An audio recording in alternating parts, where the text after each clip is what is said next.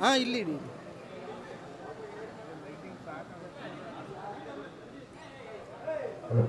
हाँ okay okay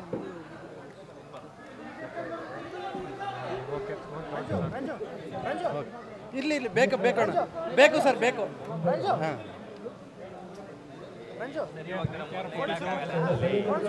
ಅವ್ರ speaker ಇದೆ ಅಂತ ನಾವು ಮೈಕೆ ಹಾಕಿರೋಣ ಯಾರನ್ನು ಅರ್ಧ ಜನ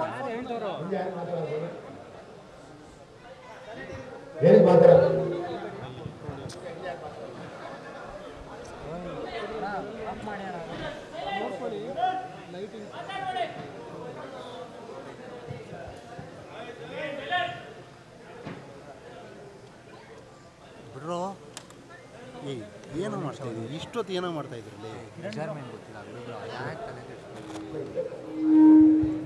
ಬೇಡ ಬೇಡ ಸರ್ ಹಂಗೆ ಮಾತಾಡಿ ಸ್ಪೀಕರ್ ಬೇಕಾಗಿಲ್ಲ ಬೇಡ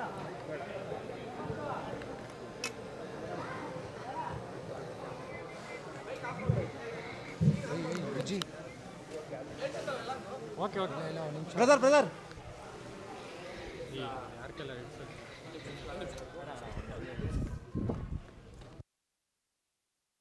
ಎಲ್ರಿಗೂ ನಮಸ್ತೆ. ಒನ್ಸ್ ಅಗೇನ್ ಥ್ಯಾಂಕ್ ಯು ಬಂದಿದ್ದಕ್ಕೆ.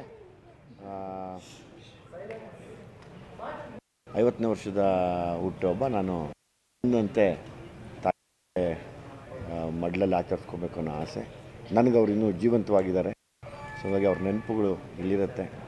ಎಲ್ಲದಕ್ಕಿಂತ ಹೆಚ್ಚಾಗಿ ತಾವು ಪ್ರತಿ ವರ್ಷ 2ನೇ ಸರಿ ಮತ್ತೊಂದು ಸರಿ ಬಂದು ಇಲ್ಲಿ ನನಗೆ ಸಹಕಾರ ನೀಡ್ತಾ ಇರೋದಕ್ಕೂ, ನಾಳೆ ಎಲ್ಲ ಅಭಿಮಾನಿಗಳ ಜೊತೆ ನಾನು ಒಂದು ಊಟ ಮಾಡಬೇಕನ್ನೋ ಆಸೆ.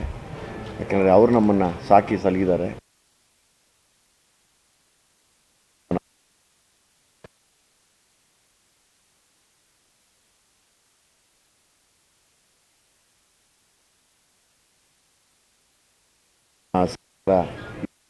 ನನಗೆ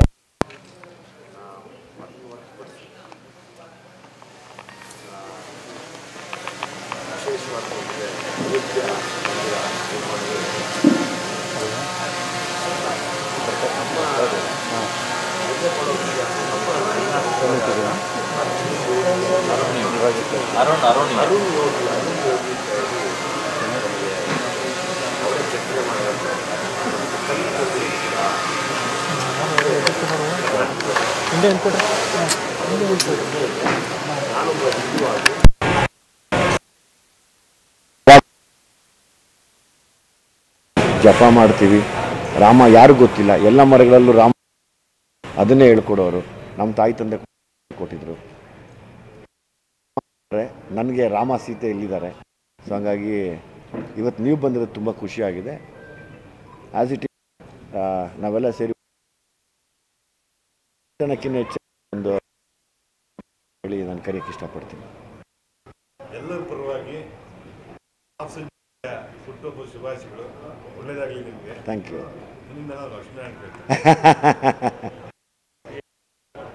ವರ್ಷದಿಂದ ವರ್ಷಕ್ಕೆ ಅಭಿಮಾನಿಗಳ ಸಂಖ್ಯೆ ಜಾಸ್ತಿ ಆಗ್ತಾನೆ ಹೋಗ್ತಾ ಇದೆ.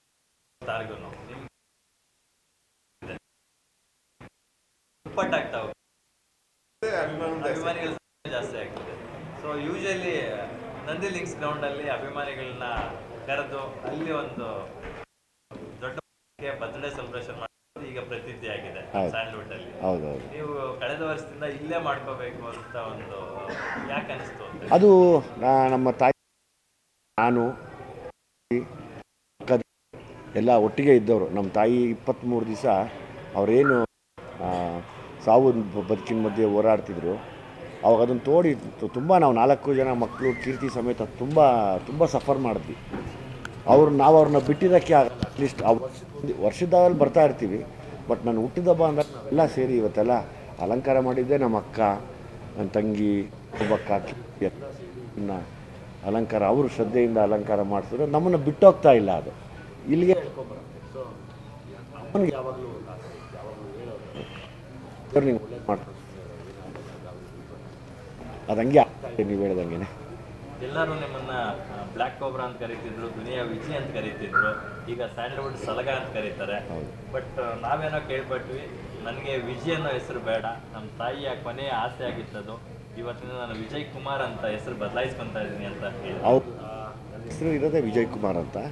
ಸೊ ಹಂಗಾಗಿ ಅಮ್ಮ ಸಾಯೋ ಟೈಮಲ್ಲೂ ಕೂಡ ಹೇಳೋದು, ಸಾಕಪ್ಪ ಕೇಳ್ಕೊ ವಿಜಯ್ ಅಂತ ಹಾಕ್ಬೇಡ ಅನ್ನೋ, ಹಾಕಿದ್ರೆ ವಿಜಯ್ ಅಂತ ಹಾಕೋ ಕೇಳು, ವಿಜಯ್ ಕುಮಾರ್ ಅಂತ ಕೊಬ್ಬ, ಯಾಕೋ ಇಲ್ಲಿವರೆಗೂ ತುಂಬ ಅನುಭವಿಸ್ಬಿಟ್ಟೆ ಕಣೋ, ಇನ್ಮೇಲಾದರೂ ಚೆನ್ನಾಗಿರುವಂತೆ ಅಂದರು. ಆ ಹೆಸರನ್ನ ನಾನು ವಿಜಯ್ ಕುಮಾರ್ ಅಂತ ಅನೌನ್ಸ್ ಮಾಡಿದೆ. ತಾವೇ ಅದು ನನಗೆ ಅದೆಲ್ಲ ಹೆಲ್ಪು ಮಾಡಿದರು ಕೂಡ, ತೀರೋದ್ರು.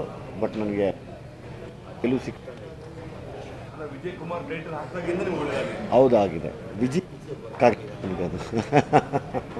ಸೊ ಹಂಗಾಗಿ ದಯಮಾಡಿ ಎಲ್ಲರೂ ವಿಜಯ್ ಅಥವಾ ವಿಜಯ್ ಕುಮಾರ್ ನಿಮ್ಗೆ ಹೆಂಗೆ ಅನ್ಕೋ, ವಿಜಯ್ ಒಂದು ಬಿಟ್ಬಿಟ್ಟು ಏನು ಬೇಕಾದ್ರೂ ಯೂಸ್ ಮಾಡಿ.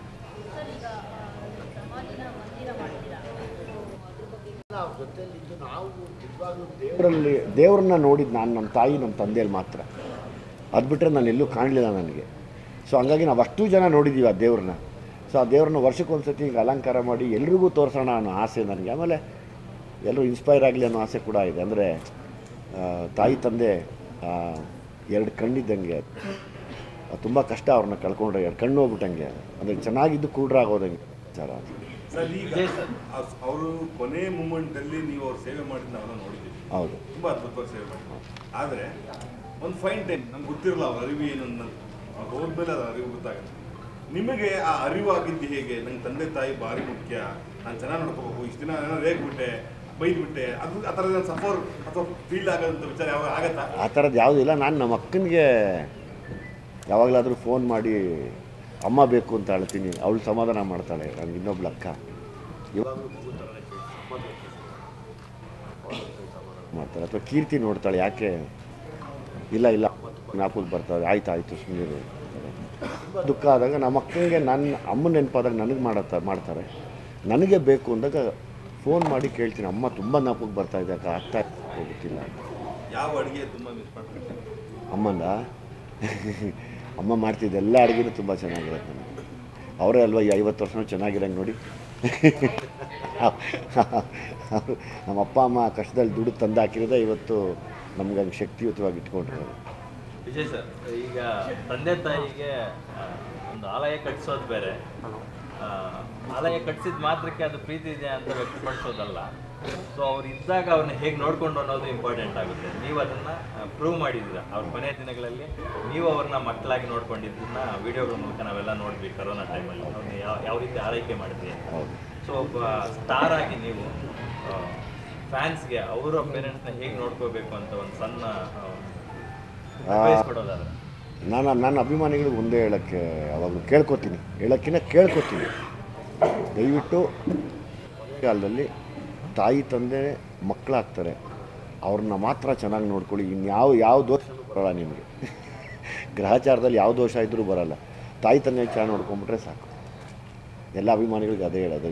ನೀವೆಲ್ಲೋ ಹೋಗಿ ಶಾಸ್ತ್ರ ಕೇಳಿ ನನಗೆ ಆ ದೋಷ ಈ ದೋಷ, ಅದರದ್ದು ಗ್ರಹಚಾರ ಇದ್ರದ್ದು ಗ್ರಹಚಾರ ಮಾಡಿಸ್ಬೇಕೇನು ಬೇಡ. ತಾಯಿ ತಂದೆನ ಚೆನ್ನಾಗಿ ನೋಡಿಕೊಂಡು ನೋವು ಮಾಡಿದಿರ ಸಂತೋಷವಾಗಿ ಅವ್ರನ್ನ ಕಳಿಸ್ಕೊಟ್ರೆ ಯಾವ ದೋಷವೂ ಇರಲ್ಲ.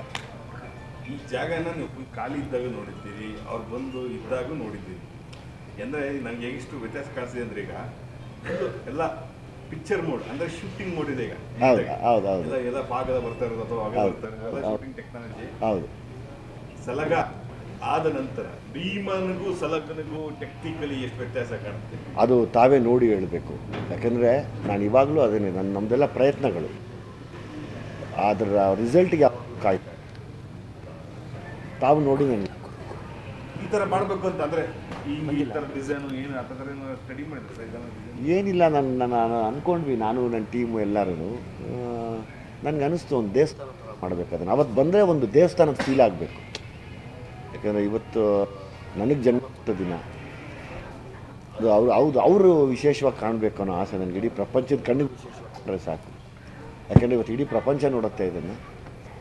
ಅವರು ಪ್ರಪಂಚದ ಕಣ್ಣಿಗೆ ಅವರು ದೇವರುಗಳನ್ನು ಕಾಣಿಸ್ಬೇಕು ಅನ್ನೋ ಆಸೆ. ಮೇ ಬಿ ನಮಗಿರೋ ನಾಲೆಜ್ ಪ್ರಕಾರ ನೀವು ಒಬ್ಬರೇ ಅನಿಸುತ್ತೆ ತಂದೆ ತಾಯಿಯ ಈ ಥರದ ವಿಚಾರದಲ್ಲಿ ಬರ್ತ್ಡೇ ಆಚರಿಸ್ಕೊಂತಾರೆ ಎಲ್ಲ ನಟರ ಪೈಕಿ. ಇರ್ಬೋದು ಒಂದು ರೆಕಾರ್ಡ್ ಇದೆ ನನಗೆ. ಅಲ್ಲ, ಅಪ್ಪ ಅಮ್ಮ ಇದ್ದಾಗ್ಲೂ ದುನಿಯಾ ವಿಜಯ್ ಅವ್ರ ಬರ್ಡೇನ ಸಮಾಧಿಗಳಲ್ಲಿ ಹೋಗಿ ಬರ್ಡೇ ಸೆಲೆಬ್ರೇಟ್ ಮಾಡ್ತಿದ್ರು. ಈಗಲೂ ಸಹ ಅದೇ ಥರನೇ ಇಷ್ಟ ಮಾಡ್ತಾರೆ. ಹೌದು, ಅದೇ ಅದನ್ನು ಬಿಟ್ಟು ಹೋಗೋದೇ ಇಲ್ಲ.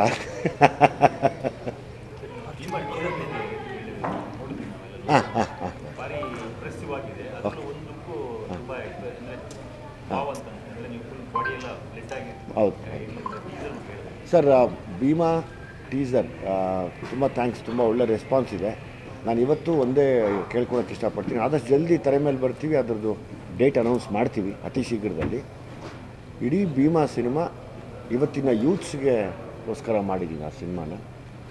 ಅಂದರೆ ನಾವೇನೇನೋ ಕಳ್ಕೊಂಡ್ವಿ, ನೀವೆಲ್ಲ ಏನೂ ಕಳ್ಕೊಬೇಡಿ ದಯವಿಟ್ಟು ಅನ್ನೋ ಒಂದು ಆಸೆ ಜೀವನದಲ್ಲಿ. ಅದನ್ನು ಮನಸ್ಸಲ್ಲಿ ಇಟ್ಕೊಂಡು ಇನ್ನೊಂದು ಪ್ರಯತ್ನ ಪಟ್ಟಿದ್ದೀನಿ. ಇನ್ನೊಂದು ಆ ಪ್ರಯತ್ನಕ್ಕೆ ಎಲ್ಲರ ಆಶೀರ್ವಾದ ಬೇಕು, ಮಾಧ್ಯಮ, ಜನತೆ ಎಲ್ಲರದ್ದು ಬೇಕು.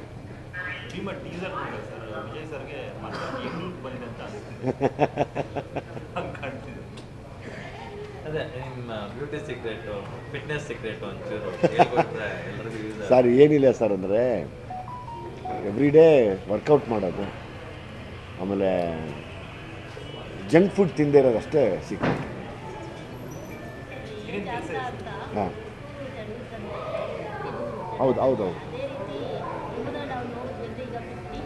ಹಾಂ,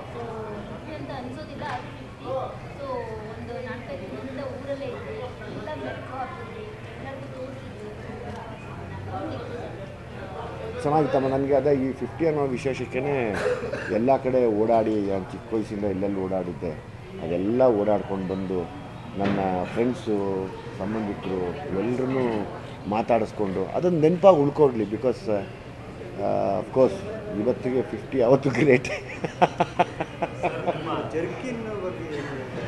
ಇದು ನಮ್ಮ ಭೀಮಾ ಸಿನಿಮಾದ ಬಗ್ಗೆ ಹಾಕ್ಕೊಂಡಿದ್ದೀನಿ. ಹಾಂ, ಸತೀಶ್ ಕೊಡ್ತೀನಿ ಸತೀಶ್ ಪ್ಲೀಸ್. ಪ್ಲೀಸ್.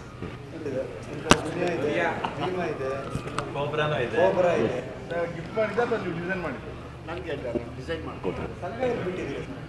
ಸಲಗ ಒಳಗಡೆ ನೋಡಿ ಅಲ್ಲಿ 2 ಸಲ. ಸರ್, ನೀವು ಸಾಕಷ್ಟು ನೋವುಗಳನ್ನು ಅನುಭವಿಸ್ಬೋದು ಜೀವನದಲ್ಲಿ. ನನ್ನಂಥ ನೋವುಗಳು ಬೇರೆಯವ್ರಿಗೆ ಬರಬಾರ್ದು, ಅಮಾಯಕರಿಗೆ ಅಂತಕ್ಕಂಥ ಒಂದು ಕನ್ಸರ್ನ್ ನಿಮ್ಮಲ್ಲಿ ತುಂಬ ಇದೆ. ಹೌದು. ರೀಸೆಂಟಾಗಿ ನೀವು ಪರಪ್ಪನ ಅಗ್ರಹಾರ ಹತ್ರ ಹೋಗಿದ್ವಿ. ಹೌದು. ಒಂದು 6 ಜನ ಕೈದಿಗಳನ್ನ ಬಿಡಿಸುವಂಥ ಒಂದು ಕಾರ್ಯಕ್ಕೆ ಬಂದಾದ್ರಿ. ನಿಜವಾಗ್ಲೂ ಅಪ್ರಿಷಿಯಬಲ್. Thank you. ನಿಮ್ಮ ಬರ್ಡೇಗೆ ಫ್ಯಾನ್ಸ್ಗೆ ಟೀಸರ್ ಅಲ್ಲ best gift, this will be the best gift ಅಂತ ನಾನು ಹೇಳ್ತೀನಿ. ಡೆಫಿನೆಟ್ ಆಗಿ. Thank you. ಆ ಮೋಟಿವ್ ಯಾಕೆ ಬಂತು, ಯಾಕೆ ಮಾಡ್ಬೇಕನ್ನಿಸ್ತು, ಅದು ಹೇಗಾಯ್ತು ಸರ್ ಆ ಪ್ರಾಸೆಸ್? ಅದೇನೋ ಗೊತ್ತಿಲ್ಲ ಸರ್, ನಾನು ಆಗ್ಲಿಂದಲೂ ಹಂಗೆ ಬಂದ್ಬಿಟ್ಟಿದ್ದೀನಿ. ಯಾರೋ ಅಂದರೆ ಲೈಕ್ ನಾವು ಅದೆಲ್ಲ ನೋಡಿರೋದು, ಬಡವರು ಗೊತ್ತಿಲ್ಲದಿರೋ ತಪ್ಪು ಮಾಡಿಬಿಟ್ಟು ಒಳಗಡೆ ಸೇರಿಬಿಟ್ರೆ ಪಾಪ ಅವ್ರಿಗೆ ಒಂದು ಸಣ್ಣ ಅಮೌಂಟ್ ಕಟ್ಟೋಕ್ಕೂ 1 ವರ್ಷ 2 ವರ್ಷ ಇರಬೇಕಾಗತ್ತೆ ಜೈಲಿನಲ್ಲಿ. ಎಲ್ಲೋ ಒಂದು ಕಡೆ ಗಂಡ ತಪ್ಪು ಮಾಡಿಬಿಟ್ಟಿರ್ತಾನೆ, ಪಾಪ ಹೆಂಡತಿ ಹೆಸರು ಹಾಕೊಂಡು ಕರ್ಕೊಂಡು ಹೊಟ್ಟೋಗಿರ್ತಾರೆ. ಅವ್ರಿಗೆ ಆ ಕೈದಿ ಅನ್ನೋ ಒಂದು ಪಟ್ಟ ಕೊಟ್ಟು ಗಂಡ ಮಾಡಿರೋ ತಪ್ಪಿಗೆ ನಾನು ಬಂದಲ್ಲ ಅಂತ ಹೆಂಡತಿ ನರಳಿ ನೀವು ನಂಬಲ್ಲ. ಅದರಲ್ಲಿ ಒಬ್ಬಳಿಗೆ ಮಾನಸಿಕ ಅಸ್ವಸ್ಥ ಆಗಿದ್ದ, ಅವ್ರ ತಾಯಿ ಬಂದು ಕರ್ಕೊಂಡು ಹೋಗ್ಬೇಕಂತ ಅಂತ ಅವ್ರು ಅಲ್ಲೇ ಬಿಟ್ಟು ಬಂದೆ, ಅವ್ರ ಪೇರೆಂಟ್ಸ್ನ ಕರ್ಸ್ಕೊಂಡು ಹೋಗಿ ಅಂತ. ನನಗೊಂದೇ ಸರ್, ಬಡವ ತಪ್ಪು ಮಾಡಿದ್ದಾನೆ ಅಂದರೆ ಯಾವತ್ತೂ ಪಾಪ ಅವನಿಗೆ ಕೆಲವು ಸರಿ ಗೊತ್ತಿಲ್ಲದೇ ಮಾಡಿಬಿಟ್ಟಿರ್ತಾನೆ. ಸುಮಾರು ಜನ ತಪ್ಪು ಮಾಡಿ ಹೊರಗಡೆ ತುಂಬ ಚೆನ್ನಾಗಿ ಬದುಕ್ತಾರೆ. ಅವ್ರಿಗೆ ಯಾರೂ ಸಜಾ ಕೊಡೋದಿಲ್ಲ, ಅವ್ರಿಗೆ ಯಾರೂ ಪನಿಷ್ಮೆಂಟೇ ಕೊಡೋಲ್ಲ. ಒಬ್ಬ ಬಡವ ಹೌದು ತಪ್ಪು ಮಾಡ್ತಾರೆ, I am not talking about habituals ಅಲ್ಲ, ಯಾವಾಗಲೂ ಅದೇ ರೂಢಿಲಿರೋರಲ್ಲ. ಬಡವರಿಗೆ ಅನ್ಯಾಯ ಆಗಿ ಏನೋ ಕೆಲವು ಸರ್ತಿ ಒಂದು 7-8 ಹೆಸರು ಬಿದ್ದಾಗ 3-4 ದೇವರನ್ನ ಅಮಾಯಕಿರ್ತಾರೆ. ನಾನು ಕಣ್ಣಾರೆ ನೋಡಿದ್ದೀನಿ. ನೀವು ನಂಬಲ್ಲ, ಸತ್ಯ ಹೋಗ್ಬಿಡ್ತಾರಲ್ಲಿ, ಸತ್ಯ ಹೊಟ್ಟೋಗ್ತಾರೆ. ಪಾಪ ಅಲ್ಲಿ 1 ವರ್ಷ ಇರಬೇಕಾಗಿತ್ತಂತೆ, 1 ಅವರ್ ಇರೋಕ್ಕಾಗಲ್ಲ ಅಲ್ಲಿ. ಅದು ನನಗೆ ನೋವು ಅಷ್ಟೇ. ನನಗೊಂದೇ, ಬಡವ ಗೊತ್ತಿಲ್ಲದಂಗೆ ತಪ್ಪು ಮಾಡಿಬಿಡ್ತಾನೆ, ಅನ್ನಕ್ಕೋ ಮತ್ತೊಂದಕ್ಕೋ ಮಗದೊಂದಕ್ಕೋ ಮಾಡ್ತಿರ್ತಾನೆ. ಪಾಪ ಅವನಿಗೆ ತುಂಬ ಅರಿವಿರಲ್ಲ ಅಥವಾ ತಪ್ಪು ಮಾಡೋ ಜಾಗದಲ್ಲಿ ನಿಂತಿರ್ತಾನೆ. ಅವನ್ನ ಕರ್ಕೊಂಡು ಹೋಗ್ಬಿಟ್ಟು ವರ್ಷಾನುಗಟ್ಟಲೆ ಆಗ್ಬಿಟ್ಟಾಗ ಅವನು ಆ ನರಳದ್ ನೋಡೋಕ್ಕಾಗಲ್ಲ ಅಷ್ಟೇ.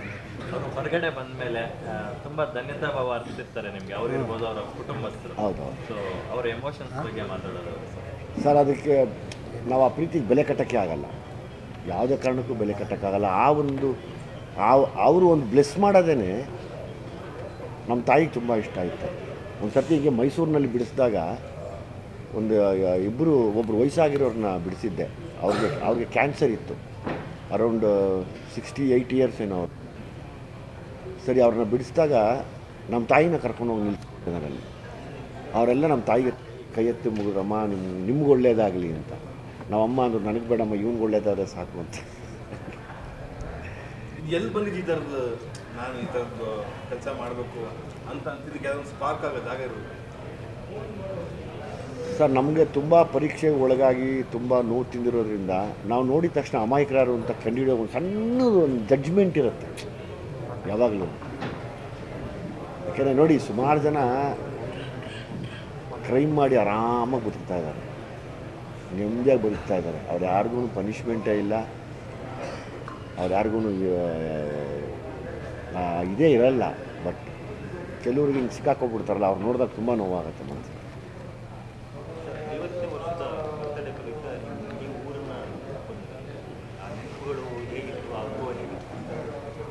ಎಲ್ಲ ಚಿಕ್ಕ ವಯಸ್ಸಿನ ನೆನಪು ಬರುತ್ತೆ. ಇಲ್ಲಿ ಆಡ್ತಾ ಇದ್ದಿದ್ದು, ಓಡಾಡ್ತಾ ಇದ್ದಿದ್ದು, ಅದು ಹೇಳೋಕ್ಕೆ ಒಂಥರ ವೆರಿ ಇಂಟ್ರೆಸ್ಟಿಂಗ್. ಅದು ತುಂಬ ಆಸೆ. ಅದರಲ್ಲೂ ಒಂದು ವಿಡಿಯೋದಲ್ಲಿ ಒಬ್ಬ ಹಿರಿ ಜೀವನ ನೀವು ಹೋಗಿ ಬಂದ್ಬಿಡಿ ಕರ್ಕೊಂಡು ಹೋಗ್ತೀನಿ ಬೆಂಗಳೂರಿಗೆ ಅಂತ ಮಾತಾಡ್ತೀನಿ. ಹೌದು. ಅವ್ರು ತೀರ್ಕೊಂಡು ಭಾವುಕರಾದ್ರು. ನಿನ್ನೆ ಒಬ್ಬರು ತೀರ್ಕೊಂಡು ರೇಜ್ ಆಗಿರೋದು.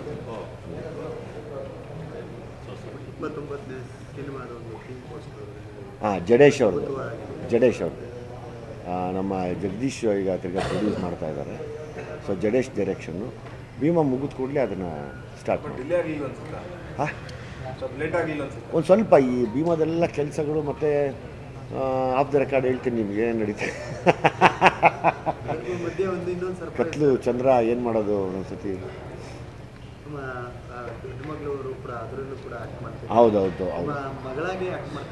ಹೌದು, ದೊಡ್ಡ ಮಗಳು ಕೂಡ ನನ್ನ ಜೊತೆ ಮಗಳಾಗಿ ಆ್ಯಕ್ಟ್ ಮಾಡ್ತಾ ಇದ್ದಾರೆ. ಫಸ್ಟ್ ಟೈಮ್ ನನಗೆ ಹೆಮ್ಮೆ ಇದೆ, ಖುಷಿ ಇದೆ. ಅದಾ ಮಕ್ಕಳ ಬಗ್ಗೆ ಒಂದಷ್ಟು ಒಬ್ಬರು ಅನುಪಮ್ ಖೇರ್ ಫಿಲ್ಮ್ ಇನ್ಸ್ಟಿಟ್ಯೂಟಲ್ಲಿ ಇದ್ದಾರೆ, ಒಬ್ಬರು US ಅಲ್ಲಿ ಇದ್ದಾರೆ ಒಂಚೂರು. ಹೌದು, ಅನುಪಮ್ ಖೇರ್ ಇನ್ಸ್ಟಿಟ್ಯೂಟಲ್ಲಿ ಕಲಿತು ಬಂದು ಈಗ ನಮ್ಮ ನಯನಾ ಸುದ್ದಿದ್ರಲ್ಲ, ಅವ್ರ ಹತ್ರ ಒಂದು ಸಣ್ಣ ಪಾತ್ರ ಮಾಡಿ ಥಿಯೇಟ್ರಲ್ಲಿ. ಆಮೇಲೆ ತಿರ್ಗಿ ನೀನಾಸಮ್ಮ ಟೀಚರ್ ಒಬ್ಬರು ತಿರ್ಗಾ ಟ್ರೈನ್ ಮಾಡ್ತಾ ಇದ್ದಾರೆ. ನನಗೊಂದು ಆಸೆ ಎಲ್ಲ ತಿಳ್ಕೊಂಡು ಬರಲಿ ಅಂತ. ಸೊ ಹಂಗಾಗಿ ನಾನೇ ತಂದೆ ಮಗಳು ಮಾಡ್ತಾರೆ. ಅವಳದು ಸ್ಕ್ರೀನ್ ನೇಮ್ ಕೂಡ ಚೇಂಜ್ ಮಾಡ್ತಾ ಇದ್ದೀನಿ. ಅವತ್ತು ನಿಮ್ಮ ಹತ್ರ ಹೇಳ್ತೀನಿ. ನಾಳೆ ಒಂದೇ ಆಸೆ ನನಗೆ, ಅಭಿಮಾನಿಗಳು ಬಂದು ನನ್ನ ಜೊತೆಯಲ್ಲಿ ನಿಂತ್ಕೊಳ್ದಿರೋ ಪರವಾಗಿಲ್ಲ, ಒಟ್ಟಿಗೆ ಊಟ ಮಾಡ್ಕೊಂಡು ಹೋಗಲಿ ಅನ್ನೋ ಒಂದು ಆಸೆ. ಅದನ್ನು ಬಿಟ್ಟರೆ ಇನ್ನೇನು ಆಸೆ ಇಲ್ಲ ನನಗೆ. ನಮ್ಮದೇನೋ ಶಕ್ತಿ ನಾವು ಅವ್ರು ಕೊಟ್ಟಿರೋದು ನಮಗೆ. ಅವ್ರ ಜೊತೆ ಊಟ ಮಾಡೋಕೆ ನಾನು ಒಂಚೂರು ಅವ್ರ ಜೊತೆ ಇದ್ದರೆ ನನಗೆ ಅಷ್ಟೇ ಏನು ಖುಷಿ. ಇದೆಲ್ಲ ಮರ್ತು ಬಿಟ್ಟಿದ್ದೀನಿ, ಏಜೆಲ್ಲ ನನ್ನ ತಲೆಯಲ್ಲಿಲ್ಲ. ನೀವೇ ನೆನಪಿಸೋದು ನನಗೆ.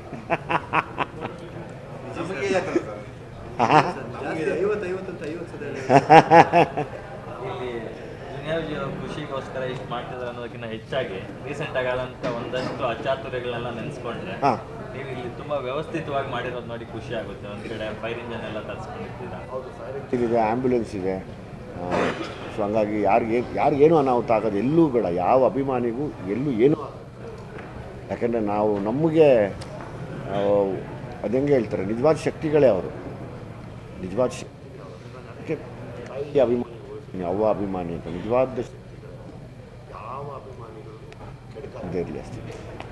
ಬಹಳ ದಿನಗಳಿಂದ ಒಂದು ಕಾಂಬಿನೇಷನ್ ವರ್ಕೌಟ್ ಆಗ್ತಿಲ್ಲ ಅಂತ, ಅಂದರೆ ಸದ್ಯದಲ್ಲೇ ಶಿವಣ್ಣ ಮತ್ತು ದುನಿಯಾ ವಿಜಯ್ ಅವರು ಸಿನಿಮಾ ಮಾಡ್ತಾರೆ ಅಂತ ಮಾತುಕತೆ ಅಂದರೆ ಟಾಕ್ ಆಗುತ್ತೆ, ಮತ್ತು ಅದು ಮೇನ್ ಸ್ಟ್ರೀಮ್ಗೆ ಬರ್ತಾ ಇಲ್ಲ.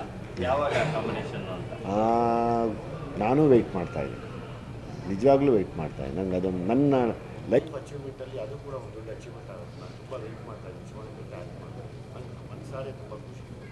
ರಜನಿಕಾಂತ್ ಅವ್ರ ಜೊತೆ ನೆಕ್ಸ್ಟ್ ಸಿನಿಮಾದಲ್ಲಿ ನೋಡಬೇಕು, ಗೊತ್ತಿರೋದು. ಇನ್ನು ಕರೆಕ್ಟ್ ಮಾಹಿತಿ ನನಗೆ ಸೊ ನಾನು ಇದು ಮಾತಾಡೋಣ.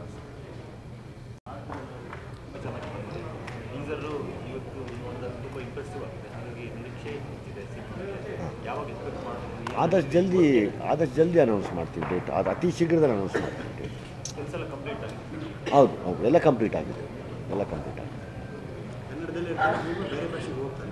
ಏನು ನಿಮ್ಮ ಆಶೀರ್ವಾದದಿಂದ ಹಂಗೆಲ್ಲ ಆಗಲಿ ಅನ್ನೋ ಆಸೆ. ಅಂದರೆ ಹಂಗಾಗಲಿ ಅನ್ನೋಕ್ಕಿಂತ ಹೆಚ್ಚಾಗಿ ವಿಷಯ ಹಂಗಿದೆ. ವಿಷಯ ಎಲ್ಲ ಮಕ್ಕಳಿಗೆ ಅಂದರೆ ಎಲ್ಲ ಯೂತ್ಗೂ ಮುಟ್ಟೋ ಥರ ಇದೆ. ನಾವು ಅನ್ಕೊಂಡು ಮಾಡಬಾರ್ದು ಅದನ್ನು. ರೀಸೆಂಟಾಗಿ ನಿಮ್ಮ ಭೀಮಾ ಸಿನಿಮಾದ ನಿರ್ಮಾಪಕರಾದಂಥ ಕೃಷ್ಣ ಸಾರ್ಥಕ್ ಅವ್ರ ತಂದೆ ಕೂಡ ತೀರ್ಕೊಂಡ್ರು. ಸೊ ಅವ್ರ ಕಾಂಬಿನೇಷನ್ ಮತ್ತೊಂದು ಸಿನಿಮಾ ಬರ್ತಾ ಇರ್ತಕ್ಕಂಥದ್ದು. ಇಲ್ಲ ಕೃಷ್ಣ ಸಾರ್ಥಕ್ ಇದು ಪ್ರೊಡ್ಯೂಸರ್ ಅಲ್ಲ, ಓನ್ಲಿ ಜಗದೀಶ್ ಮಾತ್ರ. ಯಾವಾಗ ನಿರೀಕ್ಷೆ ಮಾಡ್ಬೋದು ಸರ್? ಆದಷ್ಟು ಜಲ್ದಿ. ನಾನು ಜಡೇಶ್ ಇಬ್ಬರು ಕಾಯ್ತಾ ಇದ್ದೀವಿ. ಜಗದೀಶ್ ಕರ್ಕೊಂಡಿದ್ದೀವಿ, ಜಲ್ದಿ ರಿಲೀಸ್ ಮಾಡಪ್ಪ, ನಾವು ಶೂಟಿಂಗ್ ಹೋಗ್ಬೇಕು ಅಂತ. 100% ಜಡೇಶ್ ಅದು ಹೆಂಗೆ ಹೇಳ್ತಾರೆ, ಮೋಸ್ಟ್ಲಿ ಜಡೇಶ್ಗೂ ನಿಂದೆ ಪರ್ಫೆಕ್ಟ್ ಜೋಡಿ ಆಗತ್ತೆ ಈ ಸತಿ.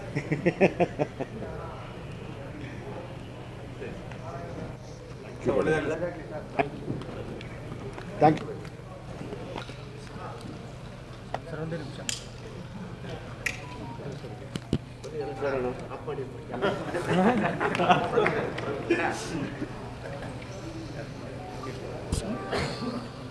ಯಾರೋ